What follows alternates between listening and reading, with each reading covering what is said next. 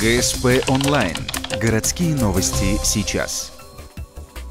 В 9:15 на улице Космонавтов произошло ДТП с участием двух машин. Opel Vectra врезался в Kia Sorento, который ехал впереди. Легковушка двигалась от перекрестка набережной Газовиков и улицы Космонавтов в сторону проспекта Ленина. 34-летний мужчина за рулем ехал по крайней правой полосе. Как рассказывает водитель Opel, Kia впереди него как будто играла в шахматы, все время беспорядочно меняя полосу. После поворота на улицу Дзержинского кроссовер перепрыгивает на крайнюю левую сторону. Я двигаюсь, я это все вижу. Тут машина пропускает пешехода. Останавливается машина, чтобы пропустить, впереди идущая, чтобы пропустить пешехода. Он слева перепрыгивает направо, не включая ни поворотников.